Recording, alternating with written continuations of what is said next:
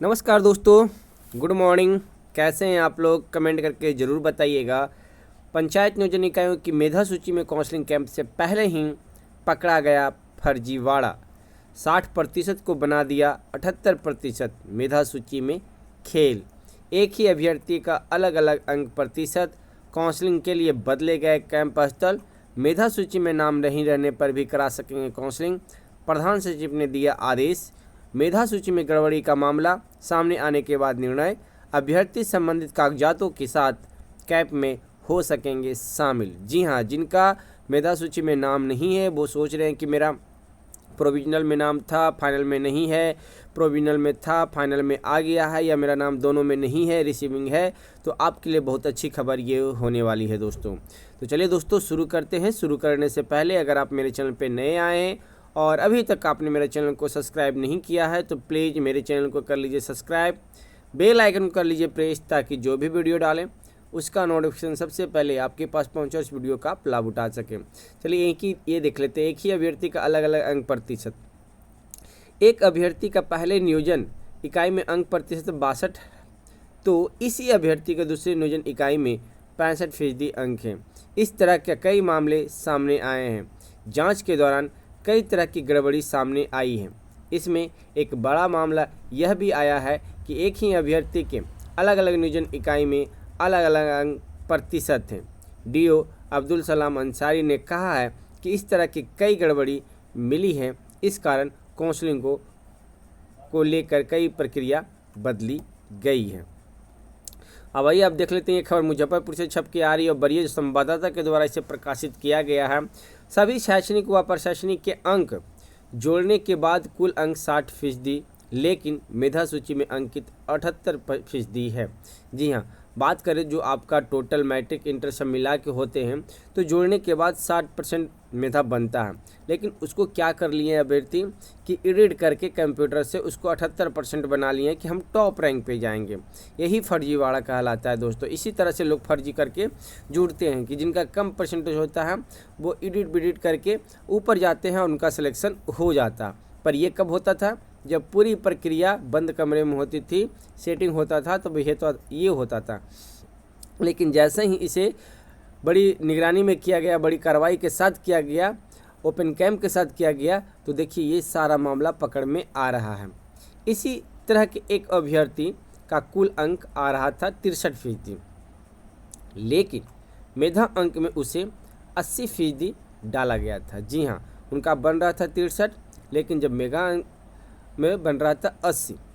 ऐसे एक ही नहीं बल्कि कई मामले मेधा सूची के अंतिम अनुमोदन से पहले पकड़े गए हैं। जी हाँ, कितना का तो हमने वीडियो भी बना के दिखाया और कितना अभी भी मेरे व्हाट्सएप पे पड़े हैं लोग मुझे बोल रहे हैं कि सर देखिए इनका कितना है और कितना बन रहा है, सर इनका सीटेड फाइल है, सर इनका ये है, सर इनका वो है। बहुत सारा मेरे व्हाट्सएप पे पड़ रहा है, लेकिन समय नहीं होने के कारण उस पर हम वीडियो नहीं बना रहे हैं। लेकिन हर एक नियोजन इकाई का हम खुलासा कर देंगे कि कहाँ कहाँ क्या फर्जीवाड़ा चल रहा है। मेधा सूची में नियोजन इकाइयों का काउंसलिंग से पहले ही फर्जीवाड़ा सामने आने लगा है। पंचायत नियोजन इकाइयों की मेधा सूची में काउंसलिंग से पहले ही कई तरह का फर्जीवाड़ा पकड़ा गया है। इस फर्जीवाड़े के सामने आने के बाद बहाली से पहले ही नियोजन इकाई की ओर से किए जा रहे हैं खेल की कलई खुलने लगी है। इस बहाली में तो इतना फर्जी है, इतना फर्जीवाड़ा चल रहा है कि कुछ कहेंगे नहीं। और वो फर्जीवाड़ा आपको 12 तारीख को पंचायत स्तर की जो काउंसलिंग होगी उसमें आपको देखने को मिल सकता है। 12 जुलाई को जिले में पंचायत नियोजन इकाई की बहाली के लिए काउंसलिंग होनी है।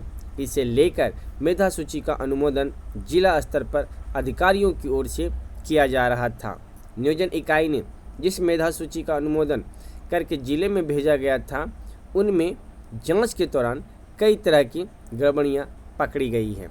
कई अभ्यर्थियों के जब कुल प्रतिशत को जोड़कर देखा गया तो उसमें और मेधा सूची में डाले गए अंक प्रतिशत में अंतर सामने आया है।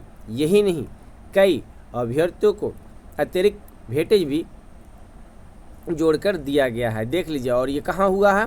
तो ये नियोजन इकाई से किया गया है। वेटेज आखिर कौन जोड़ के देगा? सरकार जोड़ के देगा।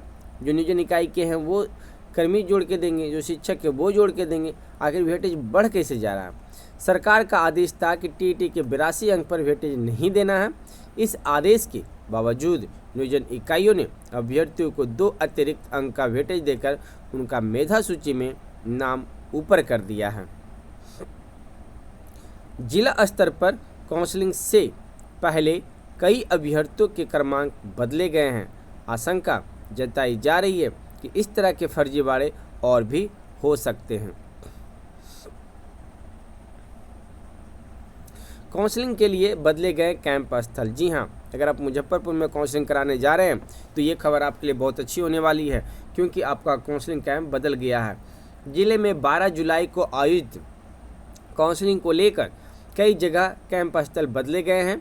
बाढ़ की वजह से और नगर परिषद में कुछ पंचायतों के शामिल होने के कारण यह बदलाव किया गया है। मीनापुर में काउंसलिंग स्थल बाढ़ के पानी से घिर गया है। ऐसे में यहाँ के पंचायत नियोजन इकाइयों के लिए अब नई जगह पर काउंसलिंग होगी। 12 पंचायत नगर पंचायत और नगर परिषद में समाहित हो गए हैं।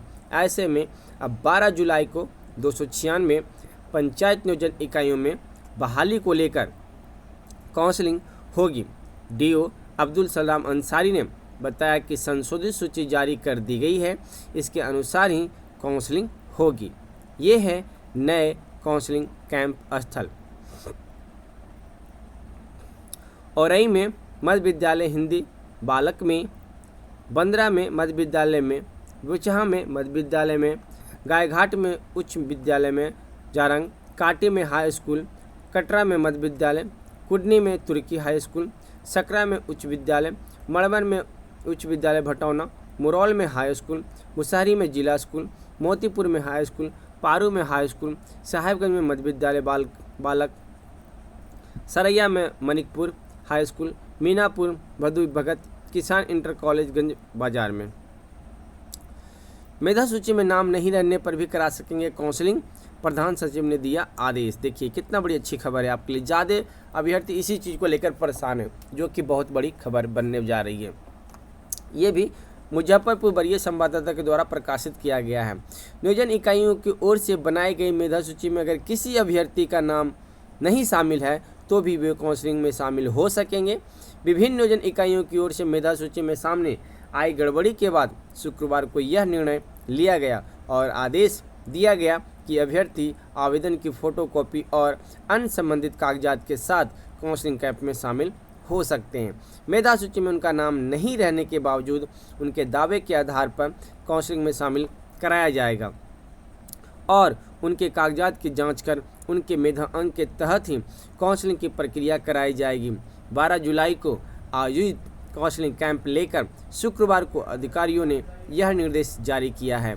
इसके साथ ही सभी नियोजन इकाइयों को भी सख्त हिदायत दी है कि अगर काउंसलिंग स्तर पर किसी भी तरह के फर्जी कागजात या फर्जी अभ्यर्थी पकड़े जाते हैं तो अभ्यर्थी के साथ ही संबंधित नियोजन इकाई पर भी केस दर्ज किया जाएगा। शिक्षक बहाली के लिए काउंसलिंग और अन्य प्रक्रिया को लेकर शुक्रवार को वीडियो कॉन्फ्रेंसिंग के माध्यम से प्रधान सचिव ने बुधवार समेत सभी जिलों के शिक्षा अधिकारियों व डीपीओ के साथ समीक्षा की। इसके दौरान प्रधान सचिव ने आदेश दिया कि शिक्षक बहाली की काउंसलिंग में किसी तरह की गड़बड़ी सहन नहीं की जाएगी। प्रशासन को निर्देश दिया गया कि कैंप में मजिस्ट्रेट तैनात रहेंगे और इसके साथ ही पुलिस बल की भी प्रतिनियुक्ति रहेगी। अन्य जिलों से आगे है मुजफ्फरपुर। समीक्षा के दौरान मुजफ्फरपुर जिले में शिक्षक बहाली की स्थिति अन्य जिलों की अपेक्षा काफ़ी अच्छी है। इस दौरान मामला सामने आया है कि कई जिले जैसे गोपालगंज, सारण में दिव्यांग की रिक्ति तक चिन्हित नहीं की गई है। मोतिहारी में 150 पंचायत नियोजन इकाई में मेधा सूची के अनुमोदन की रिपोर्ट दी गई। वहीं दरभंगा में 213 नियोजन इकाई में मेधा सूची के अनुमोदन की रिपोर्ट दी गई है। तो ये सारा अपडेट हमने अपने यूट्यूब चैनल के माध्यम से आपको प्रोवाइड कराया दोस्तों। तो ये वीडियो आपको कैसे लगी आप हमें कमेंट करके ज़रूर बताइएगा और ऐसे ही वीडियो न्यूज़ पाने के लिए आप हमारे चैनल पर बने रहें। फिर मिलते हैं एक नेक्स्ट वीडियो में। धन्यवाद दोस्तों।